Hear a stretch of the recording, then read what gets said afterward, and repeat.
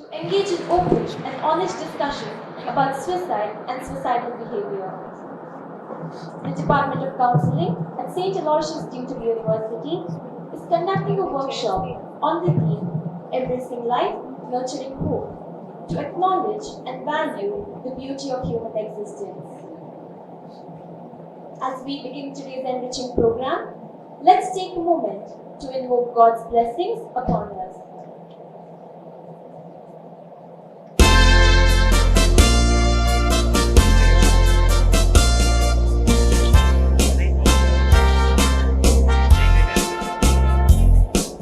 Bind us together, Lord, bind us together with cords that cannot be broken. Bind us together, Lord, bind us together, bind us together with love. There is only one God, there is only one King, there is only one body, that is why we sing. Bind us together, Lord, bind us together with cords that cannot be broken. Bind us together, Lord, bind us together, bind us together. I request Ms. Sherlyn Rebimbus, Chair of Counseling and Health Sciences, to escort today's resource person, Dr. Lavina Noronha, and Dr. Charles Furtado, Director of Admin Block, onto the dais.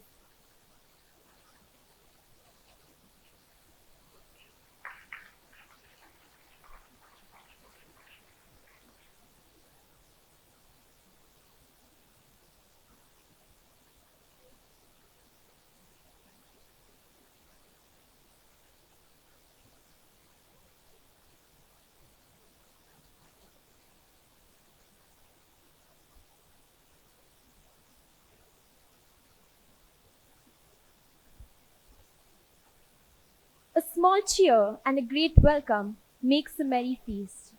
I now invite Mme. Jennifer Ida Mascarenes, Counselor and Chair of Extension Services, to welcome the gathering and introduce our resource person.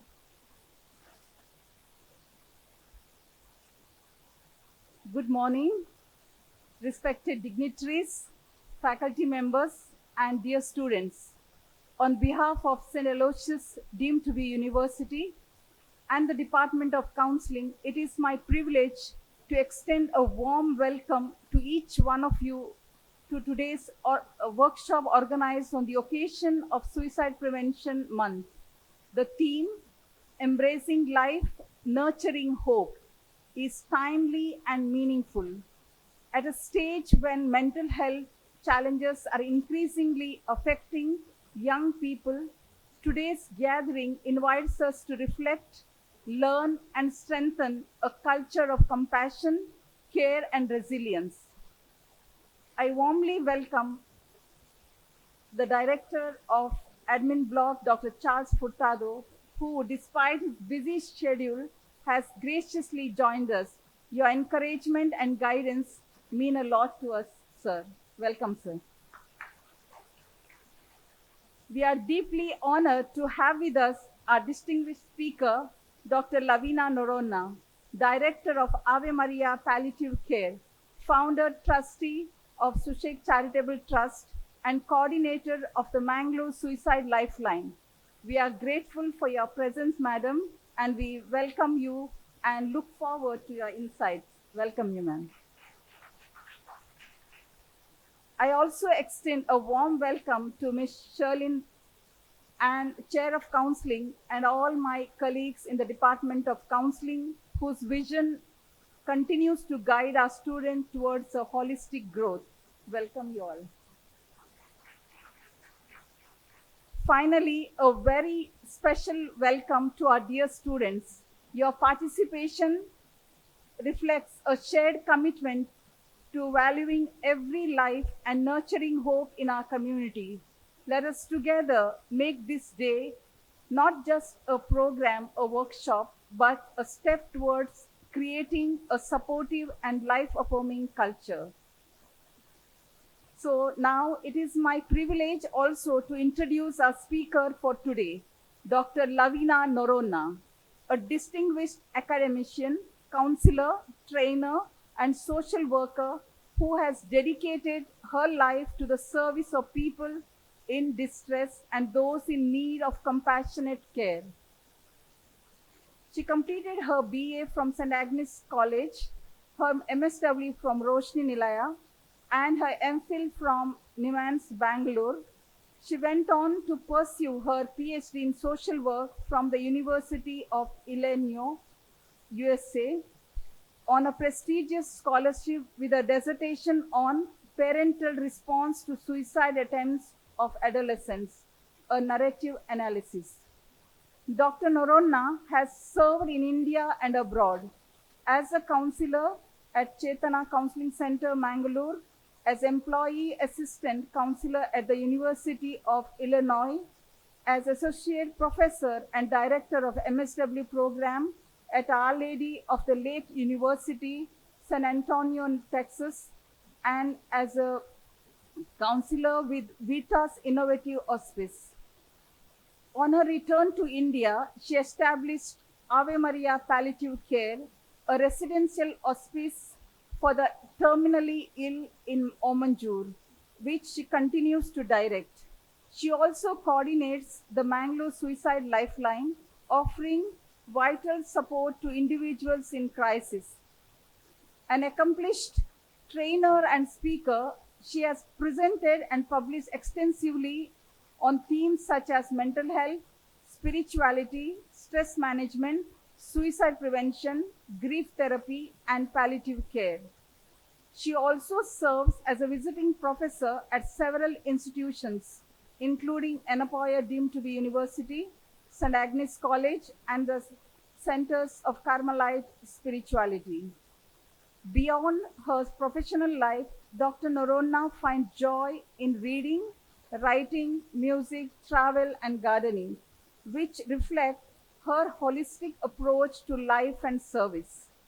We are privileged to have her with us today, and now I request Dr. Charles Furtado to honor her with a green welcome.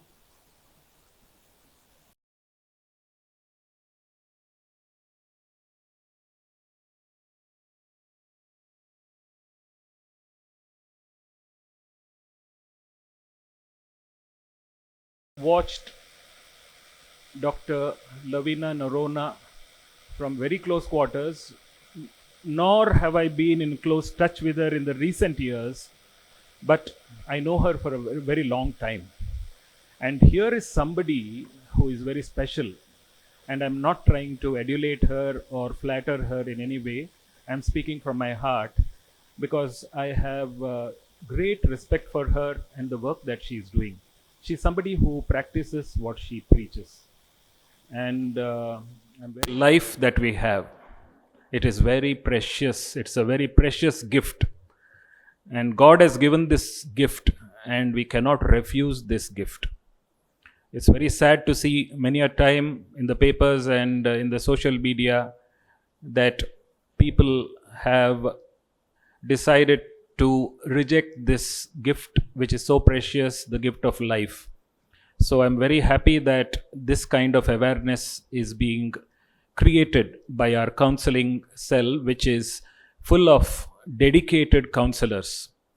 And I would just like to say that every dark cloud has a silver lining, and it is only we who have to focus on the silver lining rather than at the dark cloud. At the end of every dark tunnel, there is light. It is we who have to continue to walk towards the light without giving up. I know this sounds, very value educationist, but I am speaking from my heart, and I want all of you to embrace life. I want all of you to learn empathy.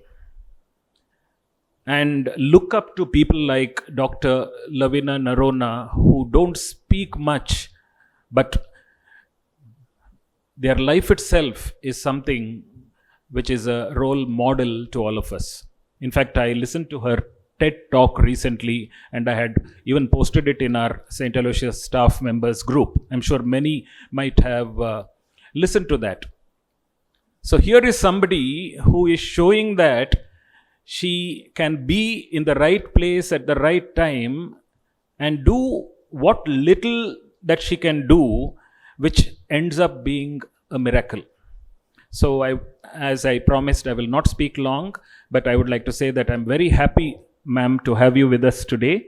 And I'm sure you will be an exemplary person to all our young students here, and many of them will undergo a transformation today and will take up the gauntlet and the mantle that has to be taken up in the world that we are living in today. I think Sister Jennifer made it very clear that we are living in troubled times. We are living in a place which is very complex, but then we are equipped to face it. God has created us in the right way. He knows best. So let us take this precious life and move on, hanging on to it, and also thinking about others around us. So thank you so much. Thank you, Sir Charles. We are now going to begin the session. Over to you, Ma'am Lavina. Good morning, everybody. I am very privileged to be here among you to talk about life, nurturing hope and embracing life. All of us are, like Dr. Charles Furtado just explained, life is really precious till the last breath. And we will do everything we can to make it precious, to keep it precious. Now, I'm here to talk about, on the occasion of International Suicide Prevention Day, which is commemorated today on your campus, to talk about suicide.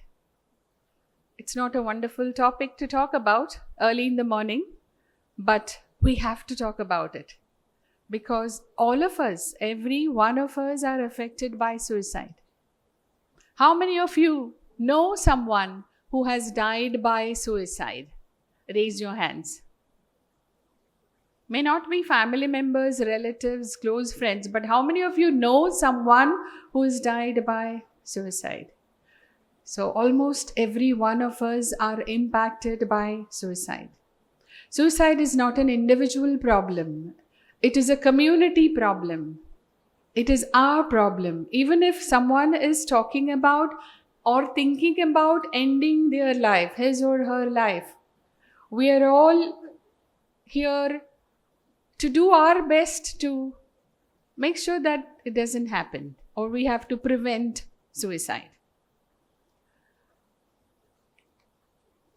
It is a public health crisis. These are some gory statistics. I don't want to go through all of them, but I'll tell you briefly. About 8 lakh people die every day worldwide.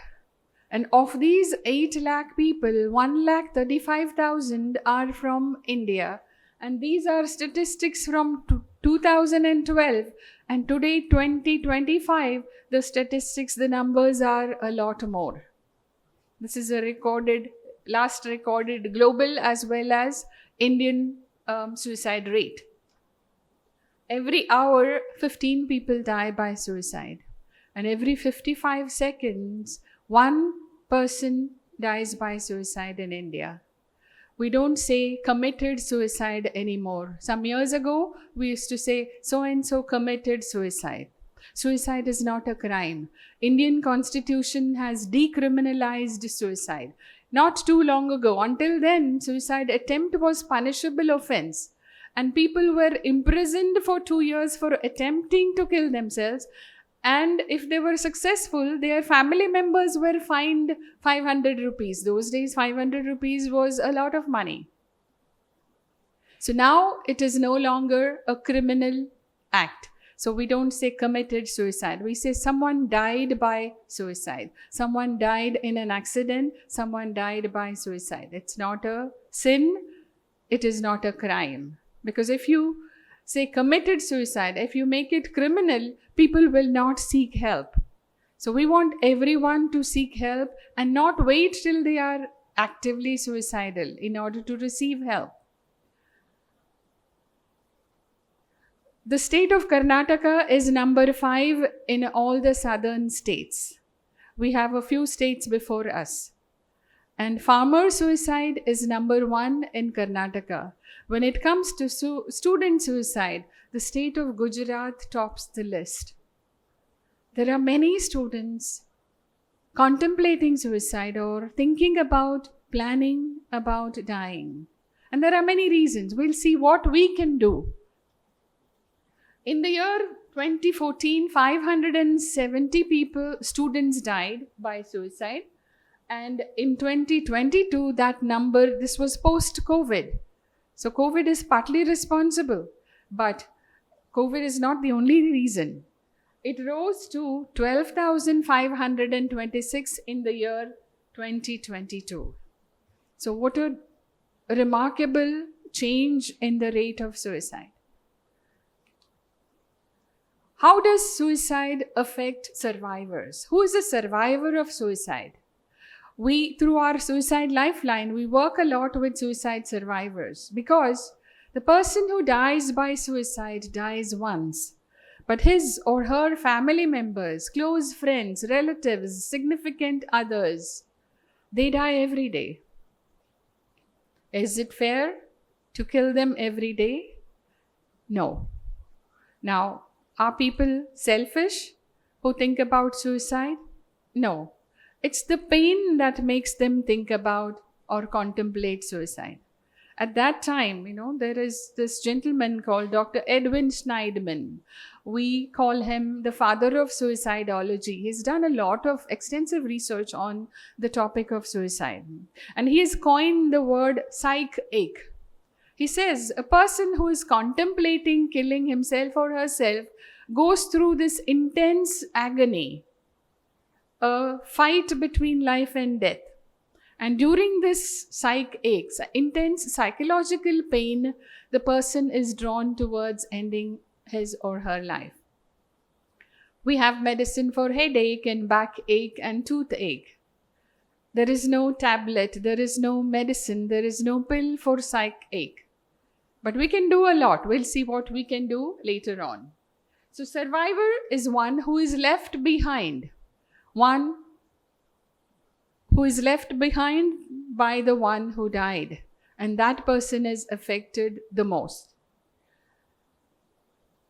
Every suicide, they say, affects 5 family members on an average and 35 members of society and community. That is why all of you raised your hand. You're all impacted by some suicide, maybe on campus, maybe in the neighborhood, or in the extended family somewhere.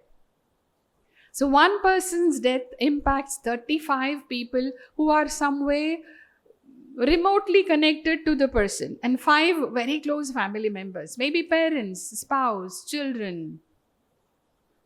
And they have to live with this pain every day. It's not easy for them because when people die by accident, there is no stigma attached.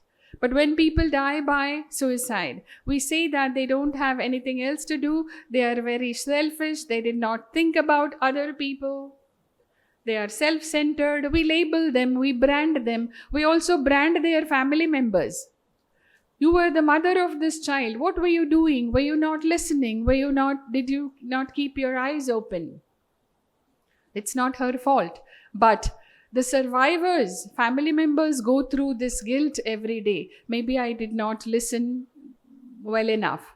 Maybe I was not there for my child. Maybe I did not notice the early warning sign. Later on, today in the morning, counselors will talk about what are the warning signs and how can each one of you be gatekeepers. So I'm not going through all those details now.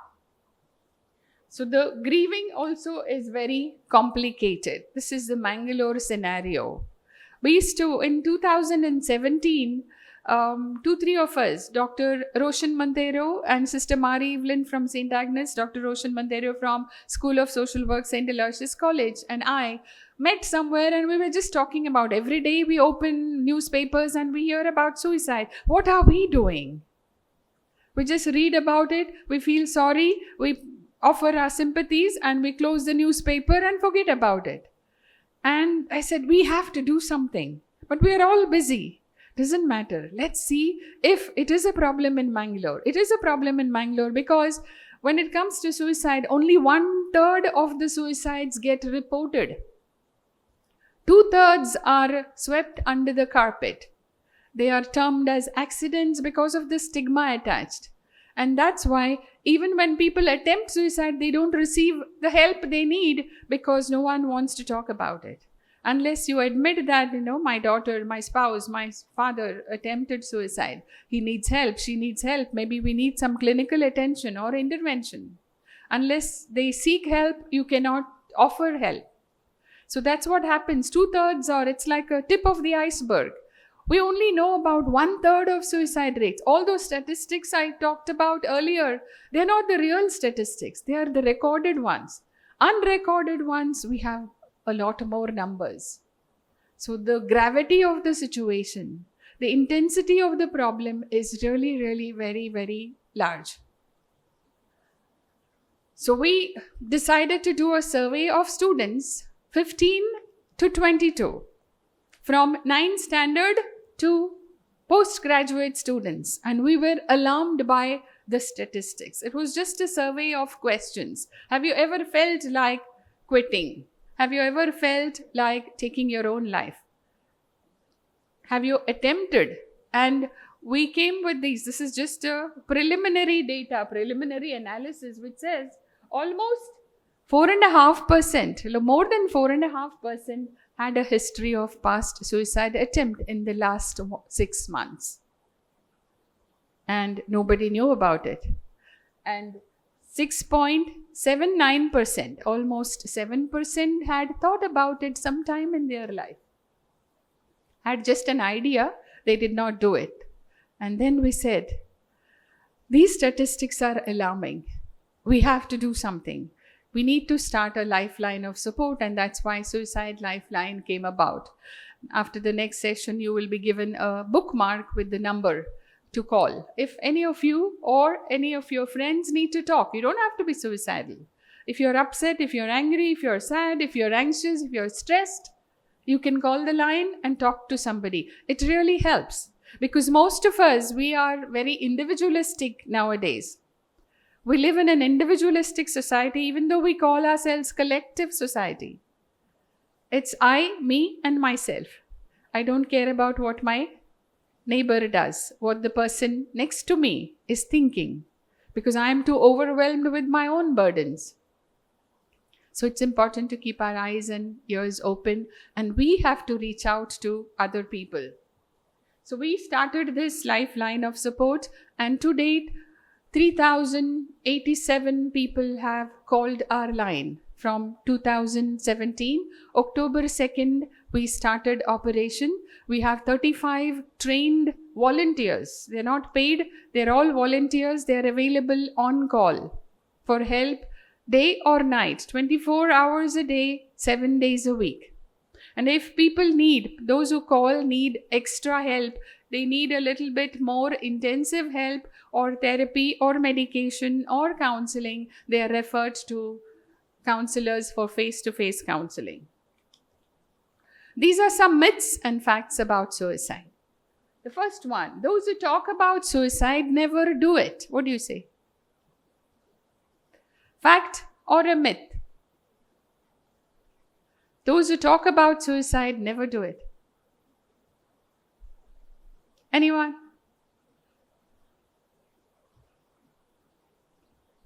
What do you think? Is it a fact or a myth? Myth, yes. People who are suicidal also talk about it. Sometimes not directly, but indirectly they say, oh, life is horrible. People who are dead, it's better for them. It would have been better if I was not born at all. I'm not talking about dying. I'm indirectly saying The world would have been better without me being in it. Those are indirect messages people give. So this is a myth. Second one, suicide attempt is a cry for help. Right? Yes? Yes. Because many times people don't have the means to talk about their feelings. Most of the time, we are trained as a society, don't be angry, don't feel sad, don't cry, only babies cry, adults don't cry, women don't cry, only children cry, men don't cry, only women cry. So we are trained to shut up. We are trained to keep our emotions bottled up. And one fine day, people explode. So suicide attempt becomes a cry for help. No one else is listening, so let me at least do this. So they'll take me to the hospital. They will give me some attention that I need. So this is a fact. Third one, when a student talks about dying, he or she should be distracted. Yes? No? What do you think? When someone says, I want to kill myself, so you tell them, open your chemistry book and study. Right? No. What's going on? We need to talk to them. Because some years ago, there was a suicide attempt in the US. There was a 12-year-old boy who one day decided to empty his school locker. Not 12-year-old, he was 9 years old. He was in 5th grade. So emptied his locker. He had baseball card collections, originally signed by baseball players. He gave it to one of his friends. The friend said, oh, thank you, and ran away. Never asked him, why are you giving away? This is your most prized possession. Another person got his stamp collection.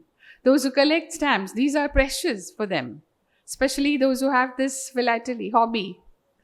Other people, for us, it's just a stamp, postage stamp. For the collectors, it is a treasure. So somebody took that and went away. And he had a nice Parker pen, which was gifted to him by his uncle. And he would open the pen all the time, and he would show it to all his friends, put the cap back on, put it back in the locker. And that day, he gave the pen to his friend who used to walk home with him every day. They used to walk through the woods and go home. And this particular friend, another 9-year-old, he was also in 5th grade. He says, what is going on? He did not take the pen. What's going on? You emptied your locker.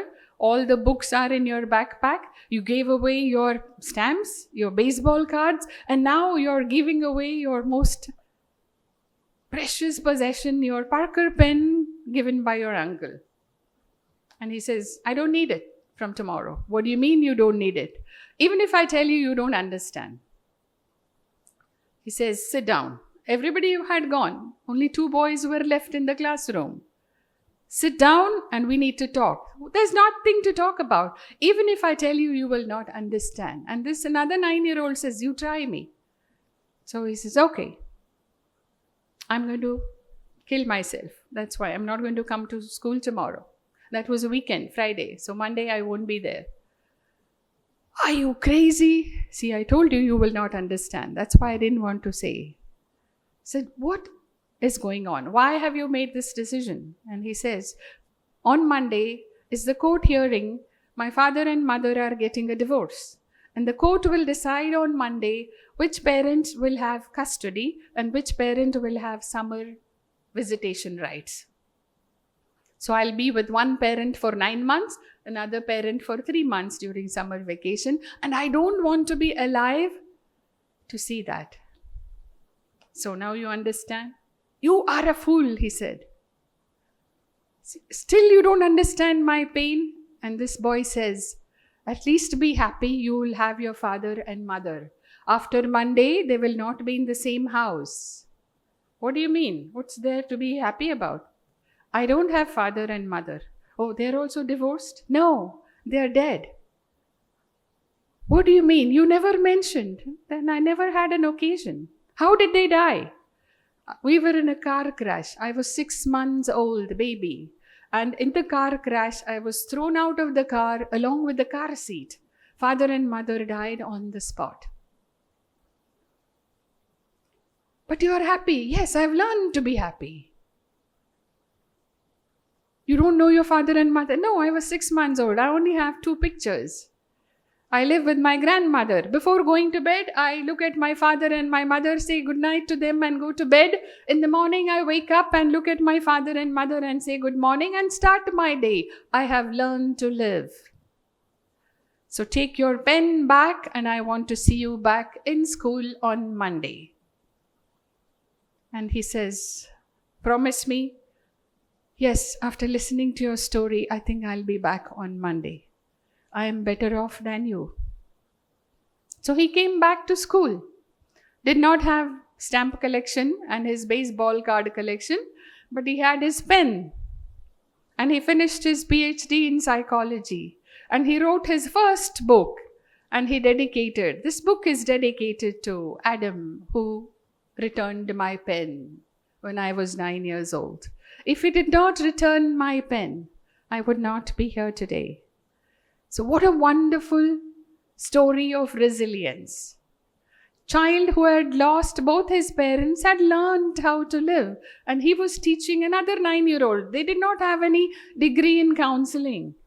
They're not counselors. Other students just were very happy to receive it and left. But this particular 9-year-old was a little bit more responsive.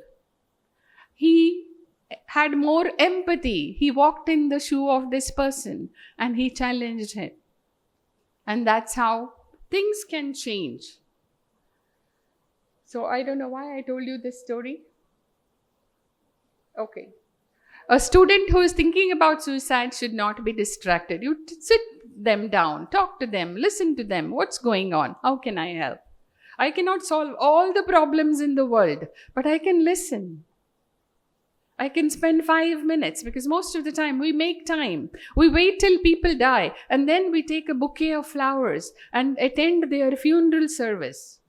But when they are alive, we don't have time to say hello because we are running. We just meet people in the corridor. When somebody says, hey, good morning, by the time I say good morning back, that person has left. That person has gone somewhere else. So we don't have time. But when people die, we make time.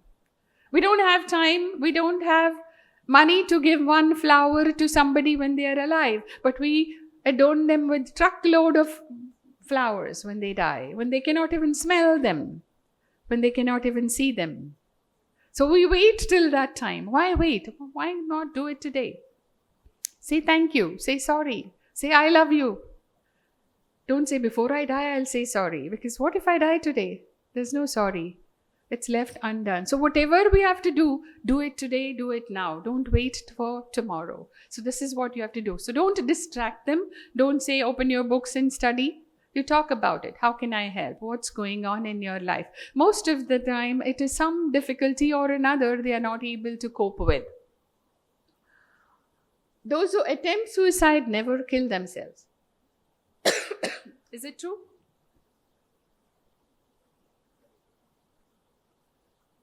What do you think? Are you here? People are just overwhelmed. Those who attempt never kill themselves. This is a myth. Those who attempt have a higher chance of killing themselves because sometimes they make an attempt. One attempt, they are not successful. Next time, they try a foolproof method and they are successful. So after the first attempt, they should be given help. Because they survived the attempt, you cannot ignore them. Because that was a cry for help and you need to get them help. So they say 10 to 20% of those who attempt make a re-attempt. And there are some repeated attempts. So I met one lady when I was in the US. She had made 16 attempts. And she was saying, I am not good for anything. I cannot even kill myself. And the 16th attempt, she had vodka with some antidepressants. And then she tied a noose And she says, okay, 2-3 methods combined, this time I will be successful. And as she was about to kick the stool off her feet and from under her feet, there was a ring at the doorbell. Gosh, who is this now interrupting my attempt? So she says, okay, if I don't answer the door, so she was curious. So she came down, she answered the door, and there was a postman with a parcel. So she said, okay, she was curious to see what was in it. So a lot of goodies from her long lost friend. Somebody had mailed her a lot of gifts in a big box. And that was the turning point. That was the 16th attempt, was the last attempt. Then she says, I have to live. There is some message here. So postman foiled her last attempt. And after that, she became a spokesperson for, of course, she had a lot of pain in her life. A lot of ups and downs, sexual abuse, child abuse, domestic violence. She was abused by her father and her older brother, and then 3-4 partners. And then she felt miserable, and she had a psychiatric illness she was battling. Every time she had a bipolar disorder. And that's why now she's a spokesperson for National Alliance for the Mentally Ill in San Antonio. And she's written books about her life and how you can still live no matter what life gives you. She says, one of her books is, if life gives you lemons, you make lemonade. And she's written a lot of books about that. She's sending a positive message. So, every dark cloud has a silver lining. These messages should go out. We have all traveled through tunnels. Every tunnel ends, and there is light at the end of every tunnel. Some tunnels are very long. Sometimes when you're traveling by train, you get a little scared because there's absolutely no light, only the train light. And then suddenly there is. So you have to go through the storm in order to find the light. So this dark tunnel. Males kill themselves more often than women. True. What do you think? Yes? Yes. Why?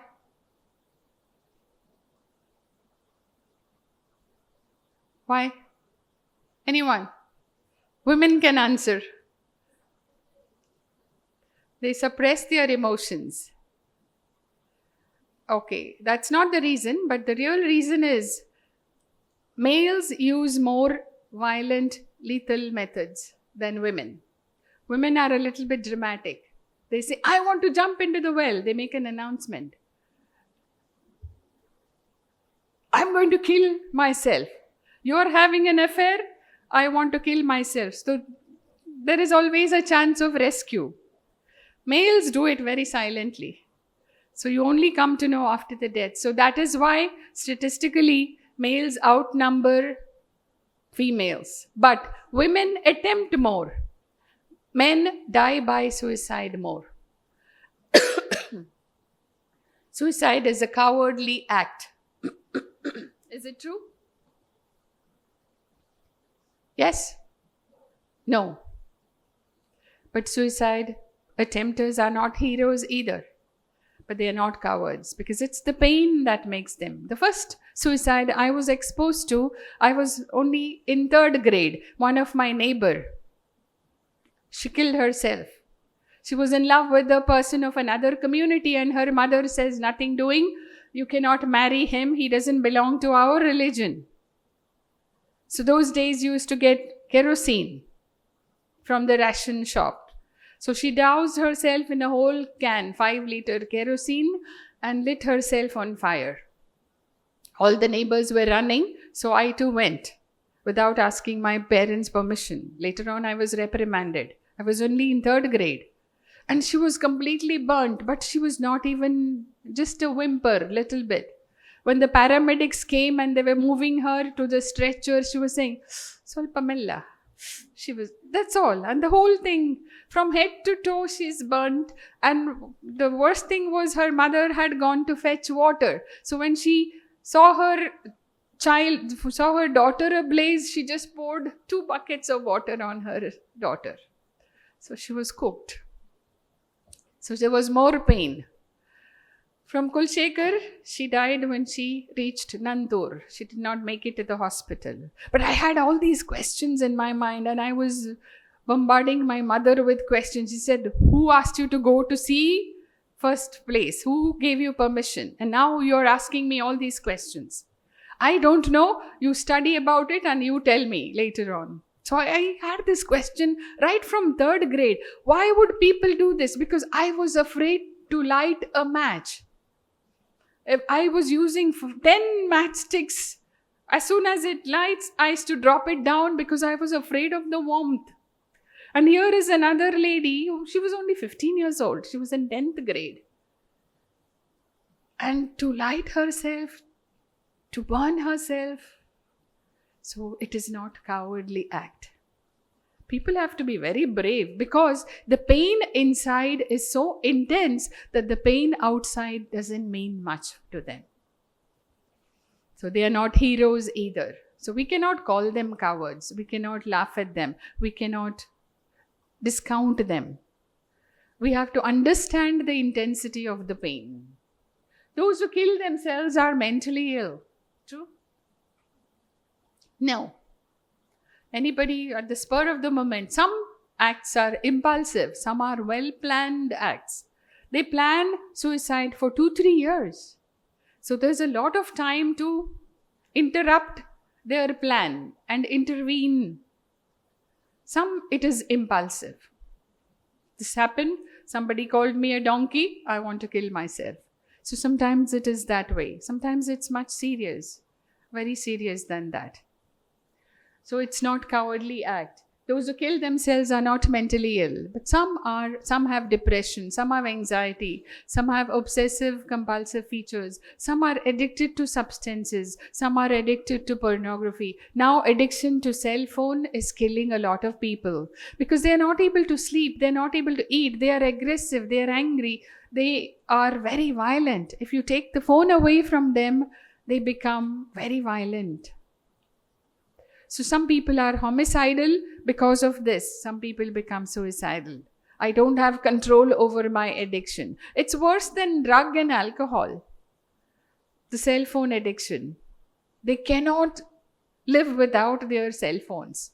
I don't know how many hours do you spend on phone. But this is it is a growing crisis now in our society. One suicidal is always suicidal. Yes? No. Good. I can be suicidal today, but tomorrow I can change. Something happens, something nice happens because it's all reactive. Our ideation, our suicidality is reactive to whatever is happening in our life. So something nice happens like this lady who wanted to kill herself. 16th attempt was foiled by a little parcel that she got.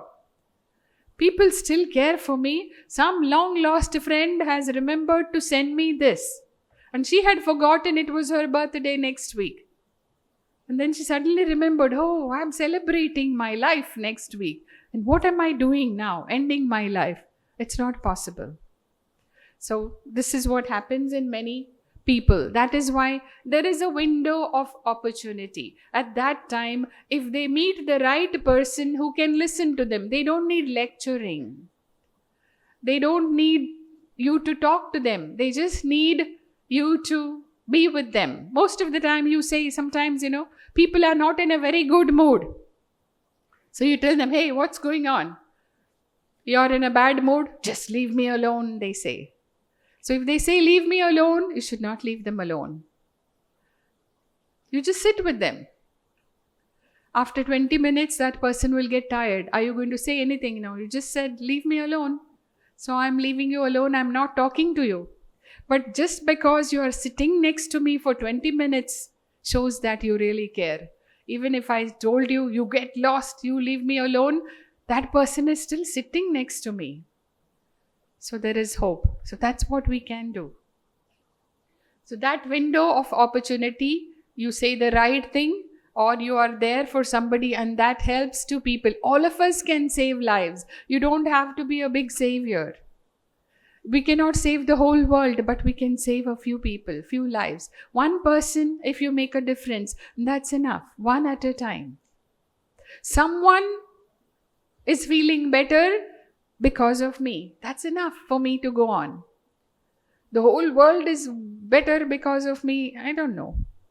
That's too much to expect. Finally, suicide is an individual choice. It's none of my business.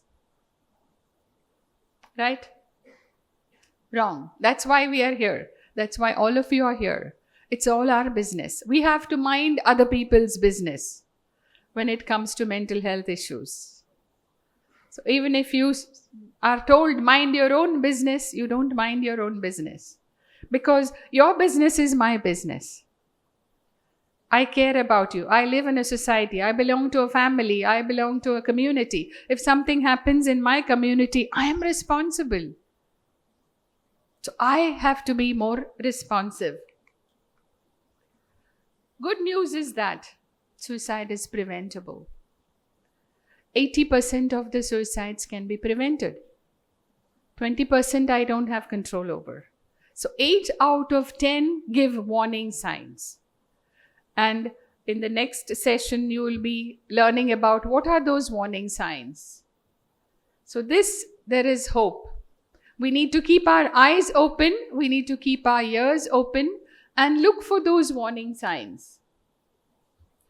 Why do people usually kill themselves? What are the reasons? These are a few reasons. To escape from an intolerable situation, maybe a relationship breakup, failure in an examination. I got 5 points less than expected. Now, sometimes even that. I passed. I got a distinction. Now, some people are very driven.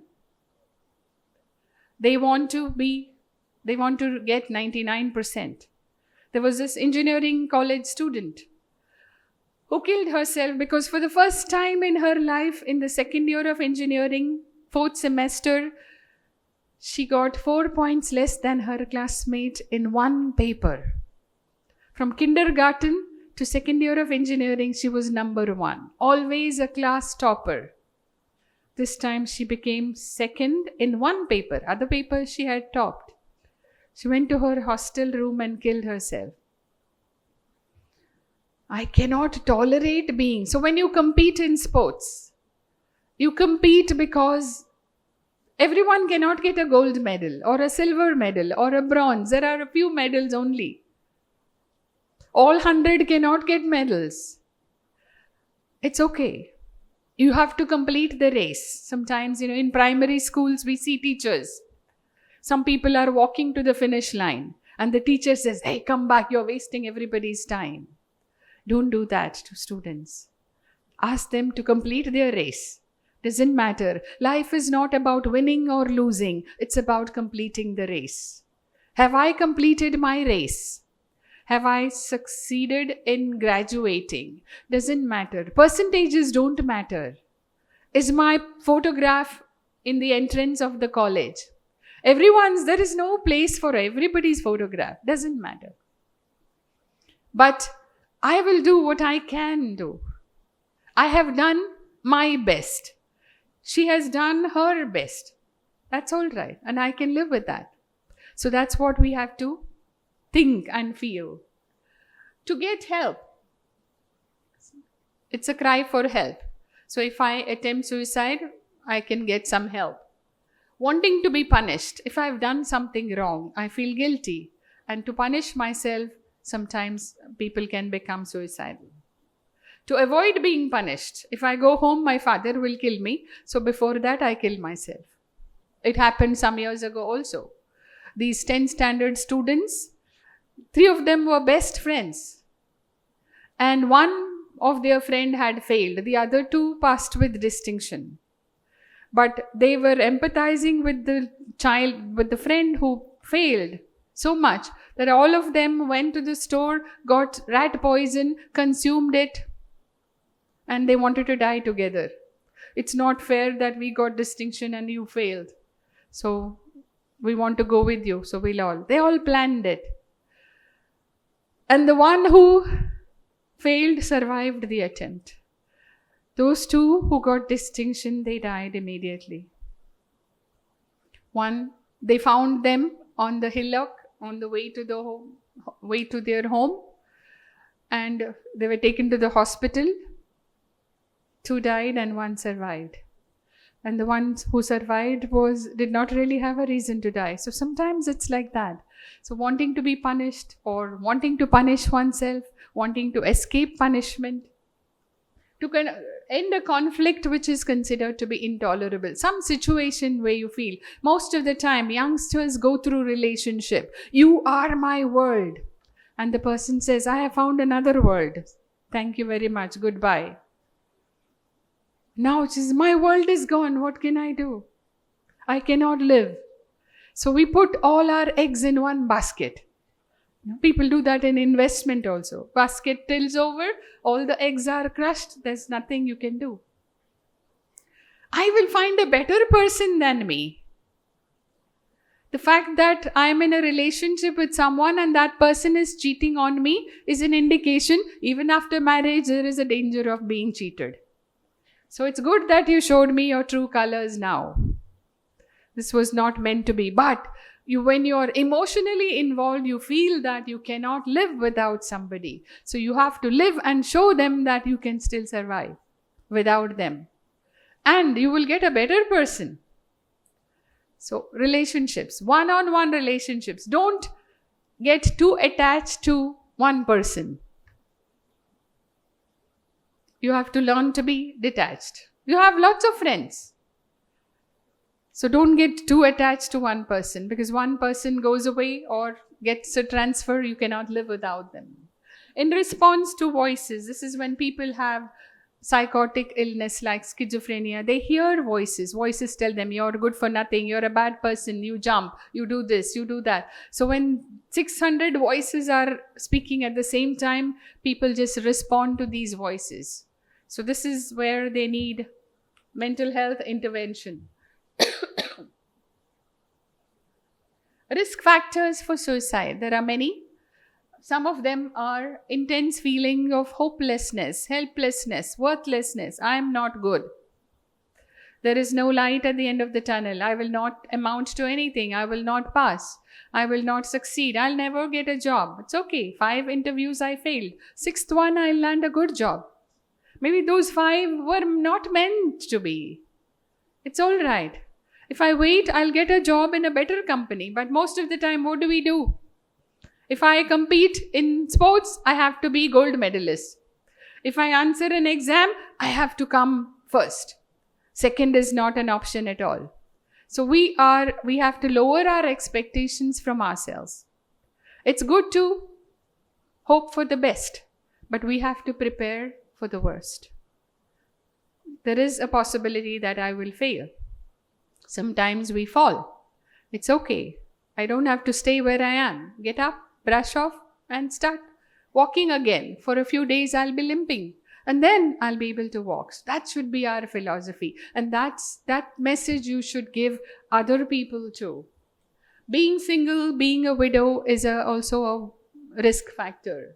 When people have health problems, so even youngsters sometimes are on juvenile diabetes. Everybody is playing on the playground and they're all enjoying life, and somebody has to go every 4 hours and give themselves an insulin shot, and life becomes miserable, or they feel miserable sometimes. When people experience loss in their life, loss of property, maybe shares, debentures, share market changes also cause sometimes loss of a loved one, loss of a relationship, loss of a pet. So these are all losses that people experience, and people recover from these losses, but at that time they are a little vulnerable for sadness and depression. Chronic self-destructive behaviors. What are they? Speeding, bungee jumping, scuba diving, rappelling, people who go for rock climbing. These are all wonderful sports. But you are suspended on a rope between life and death. If the rope snaps, that's the last jump of your life. But there is a lot of thrill. Everyone who goes to a roller coaster ride, what is the most wonderful point in the roller coaster ride? When you go up and then when you come down. Sometimes stomach turns and they throw up. But still, next time there is a fair and there is a roller coaster, they want to go first. People love thrills. So if you are enjoying adventure sports too much, self-destructive behaviors, when you get a gold medal, when you win a medal, when you win a game, there are many ways of celebrating. Alcohol does not have to be part of celebration.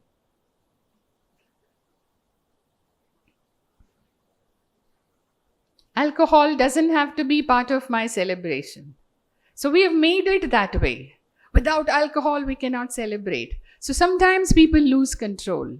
Same thing with substances. I can make a presentation even without smoking weed. Sometimes I am nervous. It's okay. Sometimes I forget what I have to say. I can still sing without being under the influence of drugs. So I don't have to rely on, or I don't have to use these means to feel good about myself. So these are some chronic self-destructive behaviors. So if you're moving towards these, it is a warning sign. Because when people speed, they are not only suicidal, they are also homicidal. By rash driving, I am also endangering some other, sometimes pedestrians or other motorists. And it's not right, it's not fair. Negative life events, intense needs to achieve. Can we play the video? This video I got just yesterday.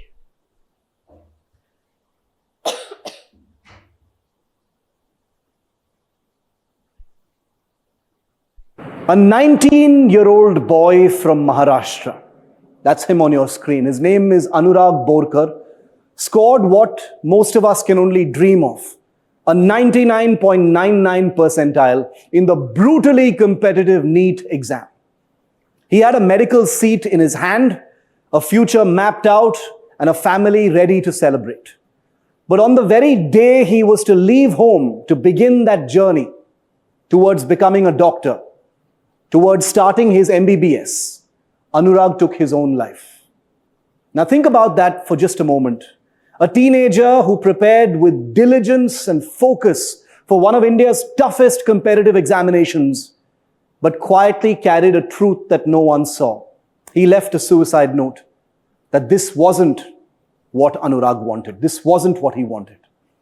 This is, of course, a tragedy, but it is an even bigger indictment, in my view. In a country where thousands of students kill themselves every year for various reasons, including pressure, including not doing what they want, is parental and societal pressure now an epidemic? Is free will in our education system a myth? We speak of shifting definitions of success, of new worlds of opportunity in this world that we live in. Yet, our structures remain stubborn and rigid. Parents and society still insist that a young person's worth lies in medicine, engineering, or the rat race of entrance exams, especially in Little India. And we cannot judge. Anurag's death should keep us awake tonight, and I hope it does. It should haunt us with questions. Are we listening to what our children really want? Or are we too busy pushing them into paths that secure our own sense of pride or the family's honor or the future? 99.99% percentile in NEET is what young Anurag got, and he took his own life on the day he was to begin his MBBS. Because the truth is, this rigid system can and does kill. And Anurag's silence until his final moment, in my view, is the loudest alarm bell of all.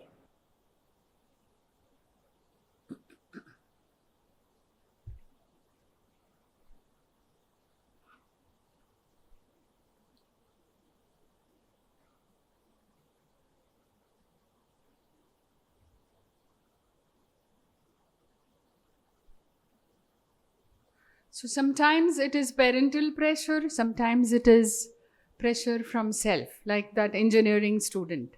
So we have to realize, what are we chasing? What are we hunting? Is it worth it? Are we happy? Because that's why, in life, sometimes we meet people who are not happy. I didn't want to be a teacher. I didn't want to be a doctor. I didn't want to be a nurse. And it shows in their actions. They don't love what they do. They just think it is a job. But if you love what you do, it becomes your mission. It becomes your vocation, not just a career, not just a job. So you see, when you meet doctors, sometimes you feel that they don't have compassion. They don't have empathy. They're just doctors. And then there are some, they don't even have an MD degree. You walk into their office and, they just usher you in and they ask you, what did you have for breakfast? You had 102 degree of fever when you left home. And as you walk into their office, they ask you, what did you have? And I had idli. And sometimes you wonder, with the knotted brow, what is this doctor asking? Instead of asking about my fever, he's asking about what I had for breakfast. So reluctantly you say idlis. How many did you have? I had 2. With chutney or sambar? Chutney. Oh, okay. Coconut or tomato chutney?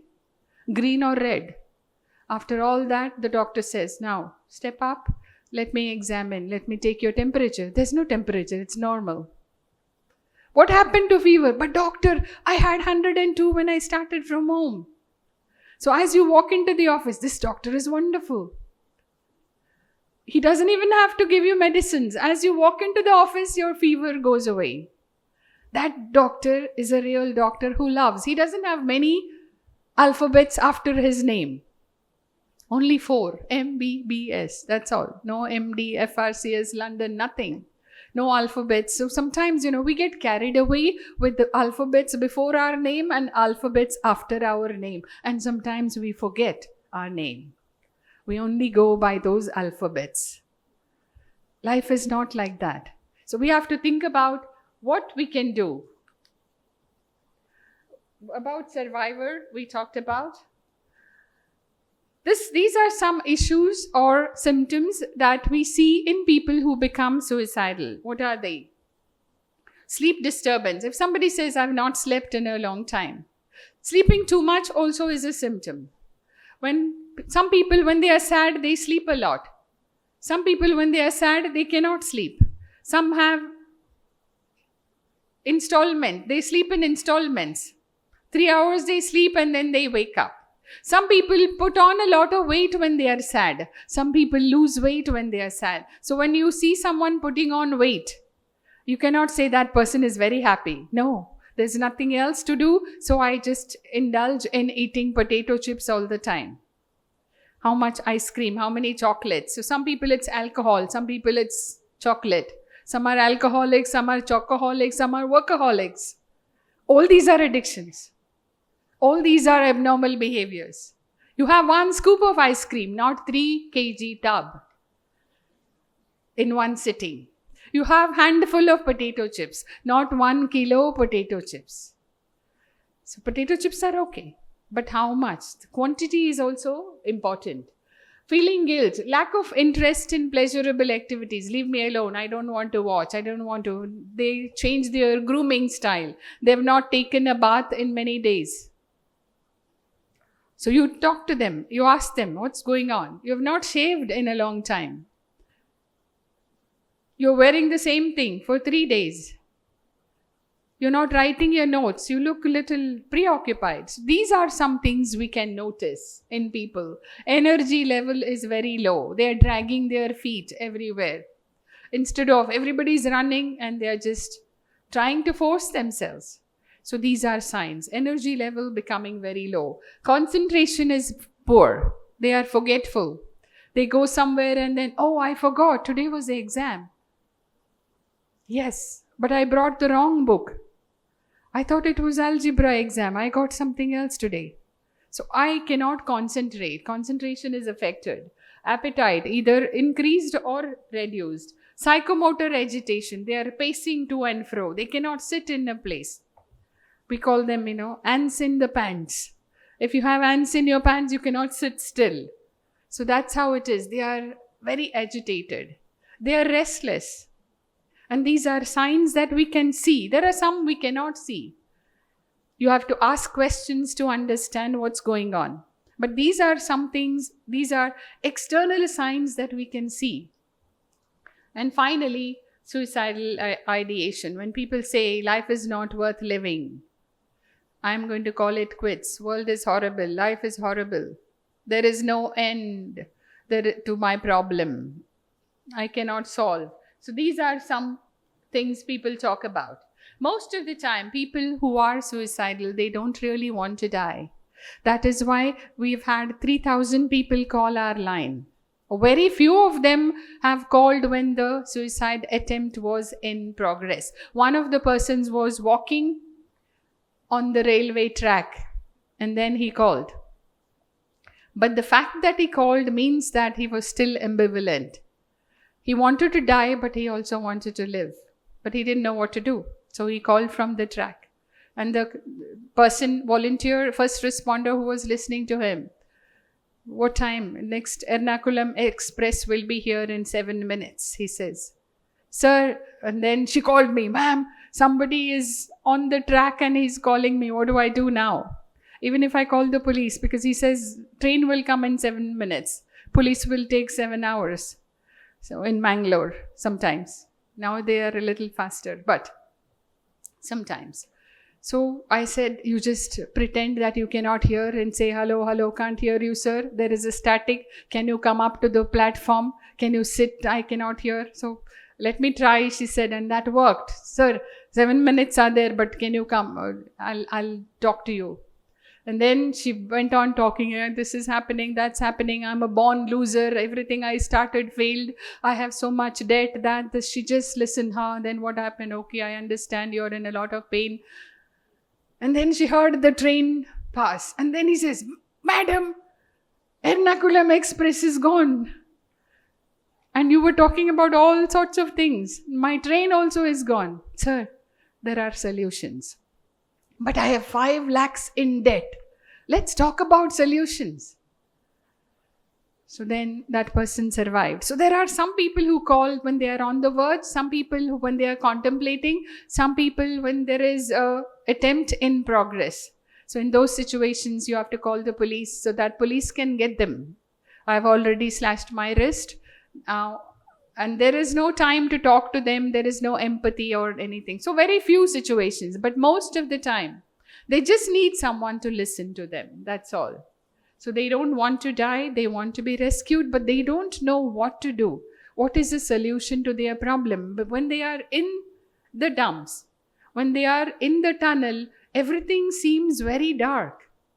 There is absolutely no solution. And then when you come out, when you tell them, there are other solutions. So one mother I remember, she called me and says, my husband is cheating on me. I just found out and I'm going to kill myself and I cannot live and this is horrible. Who else is with you? I have my 1.5-year-old sleeping next to me. Oh, so what are you going to do? I'm going to take this and kill myself. So are you nursing your daughter? Yes. When she's hungry, what is she going to do? Who will find her? Who will find you first? So your daughter will be sleeping with your dead body. Oh my God, I don't want to do that. I didn't do anything else. I did not give her a sermon. And then your husband will marry that lady and, oh, I don't want my daughter to have a stepmother. Madam, you help me live. I don't want to die. I can live without my husband. If he wants to marry the other lady, let him. But I want to bring up my daughter. It's not fair for my child. I didn't tell her. She told me. I have to live for that 1.5-year-old. It's not fair for her. So these are some situations where from the verge of death, brink of death, they come out. When there is depression and anxiety, they have to be addressed. When people have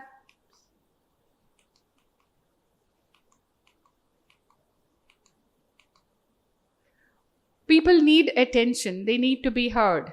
You talk to them. You may not have solutions. If you don't have solutions, you send them to somebody who can guide them. But listening, we can all do.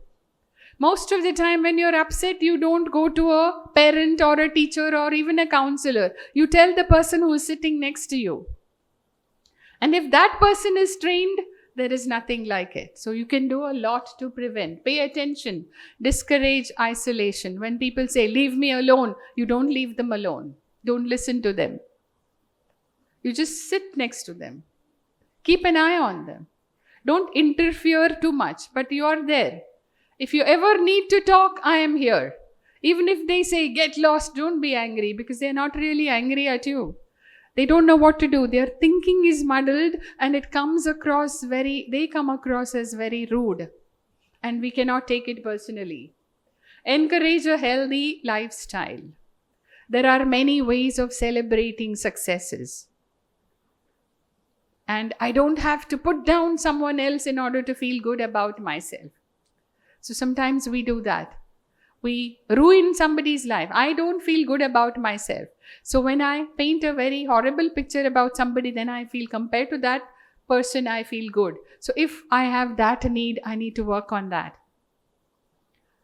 Life skills education. You all have this. Communication, empathy, stress management, time management. These are some symptoms of anxiety.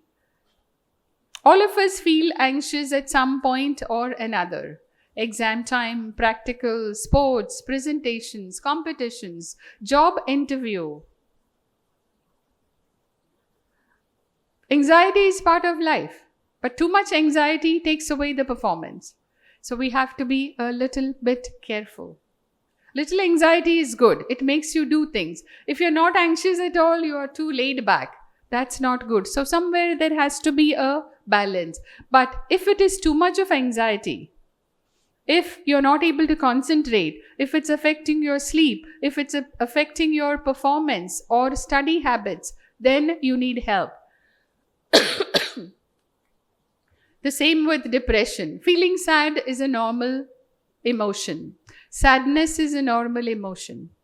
It's okay to feel sad. It's okay to cry. But expressing, ventilating emotions is very important. You cannot keep it inside. You cannot bottle up emotions.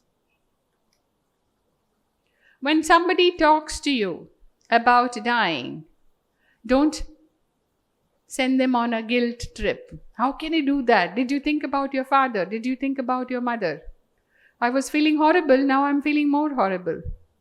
Now what is the solution? But best would be listen to them.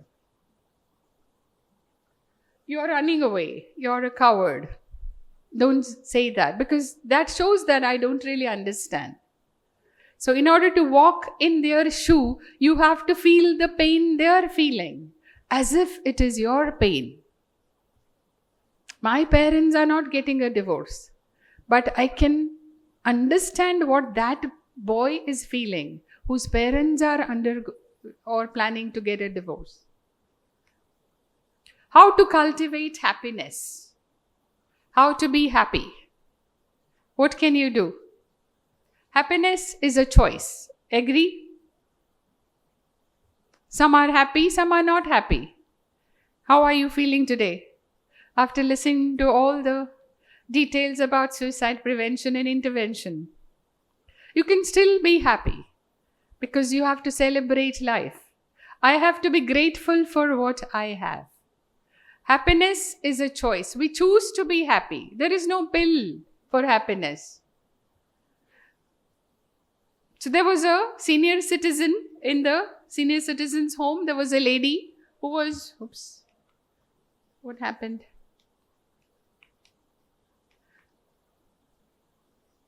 She was losing her hair every day. She had 3 hairs left on the scalp, and she put a braid with 3 hairs. Second day she woke up, she had only 2 left on her scalp. So she put one ponytail here, one there, like she used to do when she was in kindergarten. Third day there was only 1 hair left, so she put a top knot. Fourth day even that had dropped, completely bald. So she looked into the mirror and said, yes, No more shampooing, no more combing necessary. This is how life has to be. Happiness is a choice. She looked at the bright side of life. So you have to learn to be happy. The price of the mattress doesn't determine the quality of sleep. We see people who are sleeping under the bridge. No mattress, no pillow, no AC, no watchdog. They have a risk of getting run over by drunk drivers too. But still they sleep like a baby. And there are some people who have air conditioning. They have a 40,000 posture Sealy mattress. Good for your bones, good for sleep like a baby, they advertise. But still they need a handful of tablets to go to sleep. So this is the reality of today. So if you choose to be happy, you can be happy no matter what happens. If you choose to be miserable, there are many reasons to be miserable. Misery loves company. So when you are miserable, you seek out other miserable people. In algebra, minus minus becomes plus. In life, minus minus becomes big minus. So this is reality. So learn to laugh at yourself. Don't laugh at other people. Laughter is good. Every day they say you should look for 20 minutes of laughter. If you don't have an opportunity, at least laugh at yourself. Think about all the things that you've done in your life which are foolish and laugh. So laughter is good. It's good for your immune system. Kindness. Keep a gratitude journal. Before going to bed, write down what are those 5 things you are grateful for. Every day the list becomes different. I'm grateful for this. Today something happened. So this just improves the quality of sleep. Most of the time, what do? We think about all the horrible things that happened right before going to bed. No, we watch reels and the life reels also keep rewinding in the brain. And on that note, we go to sleep and the sleep is disturbed. So best is list your gratitude, make a gratitude journal. Write your own philosophy of living. Everybody has their own philosophy. I will do my best. I'm not competing with other people. I'll be better than what I was next month. Last exam I did this. Next exam I don't want to beat somebody else. I want to be better than myself as months go by. So compete with yourself. You will never be disappointed. When you compete with other people, sometimes you will feel disappointed. So best is competition with myself. Last year I was this high. Now I want to go one step higher this year. That's the best goal you can have. You cannot, ideals are good, but they cannot be assurances or ideals which are unrealistic. You cannot say, I want to replace Prime Minister Modi tomorrow. Is it possible? Nah. Tomorrow, maybe one day possible, but not tomorrow. That is unrealistic expectation. So our expectations have to be realistic. Enjoy simple pleasures. When you eat, when you walk, when you talk, you be mindful. Most of the time we have autopilot. We don't know what we are doing. Everyone is going in that direction. I'm also going. Sometimes, people ask, where are you going? I don't know. All the classmates were going. They were going to the washroom. I'm also following. I don't want to use the washroom. So sometimes we have this herd mentality. So we have to be individual. We have to use our individuality and make our own choices. Meditate, pray, exercise every day, even if it's a little bit of walk. Play music, listen to music. Music is very good mood changer. When you're not feeling good, when you're feeling sad, you make sure that you listen to upbeat lyrics, not the negative ones. Not Saigal's Ab Dil Hi Toot Gaya.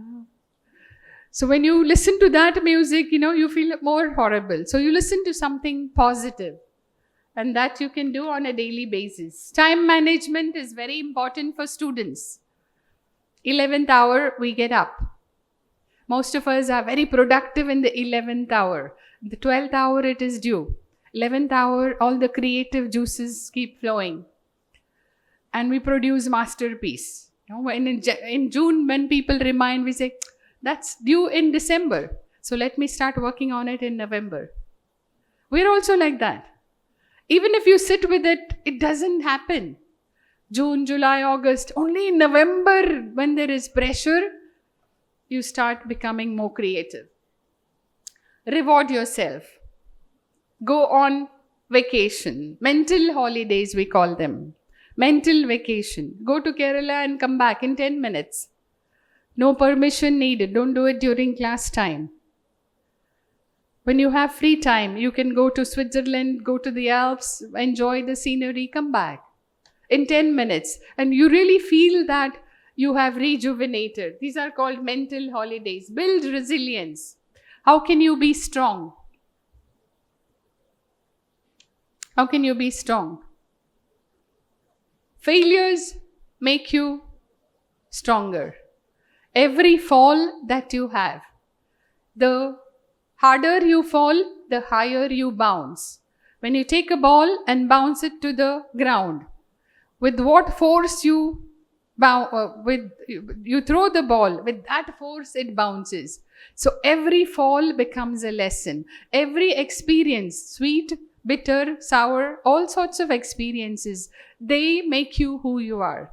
It is good. Life is like a salad. Only cucumber doesn't make a salad. You have to have everything together mixed up with little lime juice and little salt. You cannot add 3 cups of salt. It has to be a pinch of salt, a little bit of lime juice, and then it is wonderful. Ventilation we talked about. Share your concerns with other people. Don't bottle up. Unmute. It's very important to talk. I feel horrible. I feel sad. I'm upset. It's okay to talk about it because they are also human. They also have emotions. Positive thinking.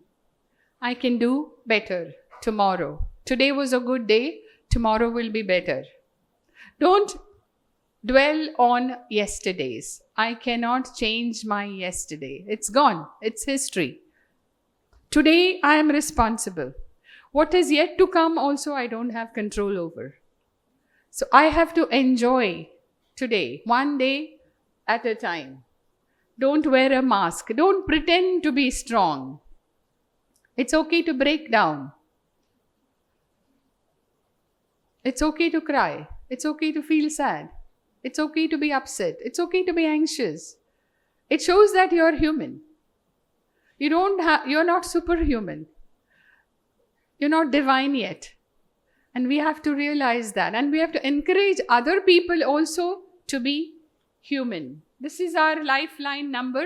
I think in the next session, you will be given the bookmark with the number. So anytime anyone needs help, they can call. You don't have to be suicidal to call the line. You can call if you need to talk, if you're irritated, if you're upset, if you're angry, if you need to make a decision about your life, even career decision, anything at all. Do you have any questions? I think I've run over the given time, extended beyond the time given to me. If you have any quick questions.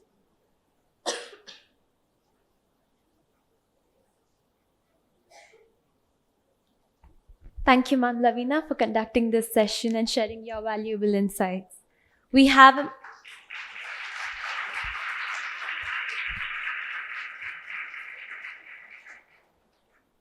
amongst us the Pro Vice Chancellor of our institution, Reverend Dr. Melvin Dikun ISJ. Father, we are truly grateful to have you with us today despite your busy schedule. I request Ma'am Sherlyn to escort Father onto the dais.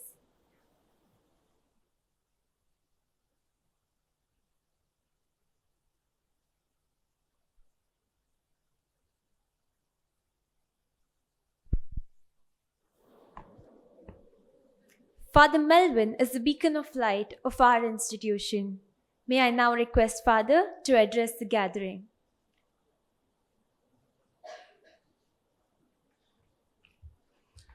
Some years before, I called the number 100 because I went near pump well and I saw a bore well, open bore well. So I called the police and they said, why are you calling us? Please call the PWD. Then I said, sir, I saw in the media somewhere in North India, child fell down. Then now ambulance has come, police have come, many have come. So better to inform you, I thought, because night PWD department is not working. Then the police came, called me also. Then they said, where is the place? I said, this is the place. Then they said, you also please come. I asked some volunteers. We closed that particular place where the borewell was open. One small example. Another day, one girl is calling from the chapel. Father, I am in the chapel. I said, okay, pray. No, Father, I am caught in the malpractice. In the exam, I forgot one formula. Then I am caught. My life is gone. I don't know what to do. Sometimes what happens, people think like this.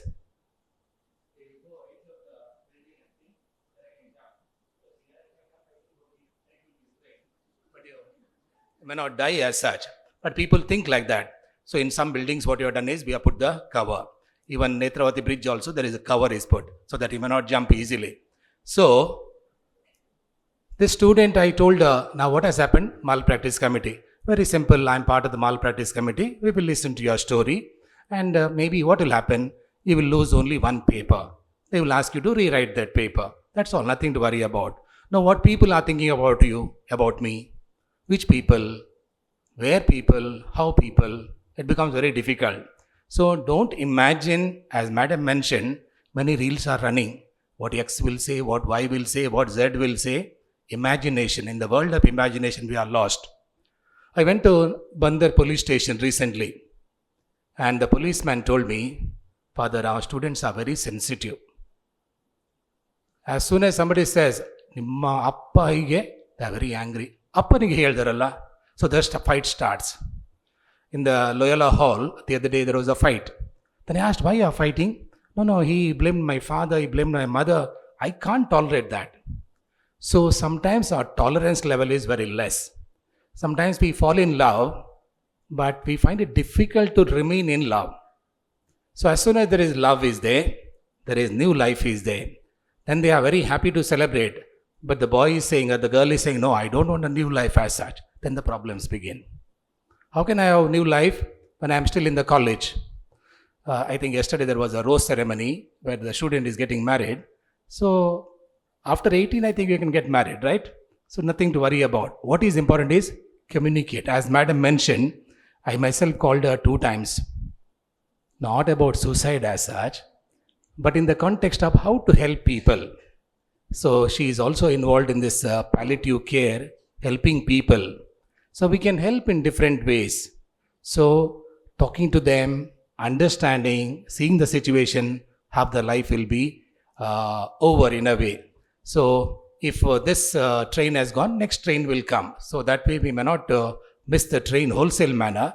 But what is important for us is, today she has given us the hope. We need to embrace hope and nurture this hope as such. Life is beautiful. I like the example of biodiversity. Salad also is very attractive. If every day we have got fish or chicken, it may not be very good. Some days we require veg. Some days we require maybe Karela or some bitter gourd. These are helpful things. Life has got ups and downs. Emotional variations are there. But all these things I think we need to take in a good spirit. So I see in the hostel, there are many students are there. So I would like to, as far as possible, I tell my subordinates, kindly talk to them. Here we have the counselors, we refer to them. See, this particular boy, this particular girl, she has little difficulty. So as soon as there is a communication is there, things are solved in a way. I would like to appreciate the Department of Counseling for organizing this wonderful program. I'm sure that you can be also peer group counselors. Well, I think in Raichur, 2 boys go near Chikalparvi area. And there is one Rajal Banda is there, they wanted to commit suicide. One boy is saying, pass aglillo, yen mardu, ಈಗ end mardu life. Then the other fellow is saying, ನಮ್ಮ ಯಾವ ಕ್ಲಾಸಿಗ ನಾವೀಗ B L ಇದ್ದೇವೆ ನೋಡಿ, ಮರು ಜನ್ಮದಲ್ಲಿ ಪುನಃ 1ನೇ ಕ್ಲಾಸ್ನ ಸ್ಟಾರ್ಟ್ ಮಾಡಬೇಕು. ವೇಸ್ಟ್ ಮಾಡ್ತೀನಿ ನೀನು, 1 ಪೇಪರ್ ಮಾತ್ರ ಇರೋದು, ವೇಸ್ಟ್ ಮಾಡಬೇಡ. ಯಾಕಂದರೆ already we have reached BA, BCom, BSc, what ever the subject. Again, you have to start from the kindergarten. Now you have got a UKG, LKG. How many kgs are there? I'm not sure. So it means again you have to start that cycle. Why you want to continue? Important thing is repeat that one paper. As madam mentioned, if not this law, we get one more law. Sometimes what happens is, I want to reject madida total loss. When you are applying for the job also, apply for 100 places, apply for 1,000 places. Sometimes they'll say, you studied this in PUC and I am repeating the same thing again. People may say, what is important is your inner convictions. That will make a difference for you. So make sure that you are not swayed by your feelings alone, but read a lot, understand, discuss. So I think life is beautiful. Let us help one another when people are in need, but let us listen to them. It is easy for me to preach, but difficult to practice. Sermon is very easy at one level, but when you are going through that difficulty, struggles and so on, remember, when you are on the peak of the mountain or in the valley of dismal abyss kind of thing, don't take any decision as such. Come to the normal situation. In that plateau, you will be able to take a proper decision. I would like to appreciate Madam Lavina. She has given us a lot of knowledge, lot of life examples. So I think we can make a difference by our own empathy and loving one another. I have seen people when they are addicted to mobile. I caught one of the students with the mobile. Then they said, please give me the TC. I will leave the college, but not the mobile. Mobile I would like to have. So sometimes mobile is very precious. What it contains, we are not very sure. I think mobile also not end in itself. It may be our life companion, but I think we can overcome that also. So sometimes our small addictions, we need to overcome them. Sometimes what happens, you lose your job. No job is permanent. Companies will say, today job is there, tomorrow job is not there. Your feedback and other mechanism and so on. So important is understand people. Do not use and abuse them, but rather respect them. All of us are embodied with that spirit. We are embodied with that dignity. Let us respect one another and live in a happy manner. Have a pleasant day. Thank you so much.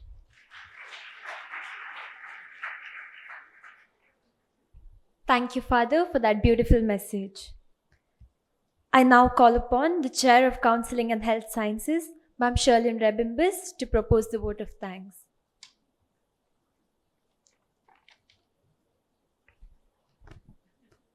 Good morning, everyone. On behalf of the Department of Counseling, it gives me immense joy to stand before you and extend my heartfelt gratitude to each and everyone who have made today's morning session, Embracing Life, Nurturing Hope, so meaningful and memorable. In the absence of our Vice Chancellor, Reverend Dr. Praveen Martis, SJ, I would like to sincerely thank him for his unwavering support, encouragement, and belief in the work that we do. His faith in us has always been a true source of strength and inspiration. A special word of thanks to our Pro-Vice Chancellor, Reverend Dr. Melvin Dicuna, for his constant encouragement, support, and for taking time to be with us today. We are deeply grateful to you, Father, for your presence and support. A special word also goes with gratitude to our management, registrars, all our directors, finance directors, deans, faculty members for their consistent encouragement and backing. To our resource person, Dr. Lavina M. Narona, thank you, ma'am, for sharing your time, wisdom, and compassion with us. Your words have touched our hearts and reminded us of the power of hope, empathy, and human connection. It was truly a privilege to learn from you today. Your presence has brought a sense of peace and perspective that will stay with us not only today, from now. The authenticity and warmth with which you have spoken resonated deeply and inspired each one of us to reflect, heal, grow, and help others in need. Thank you, ma'am, once again. I now request Reverend Dr. Melvin Dicuna to kindly hand over a token of our appreciation to Dr. Lavina.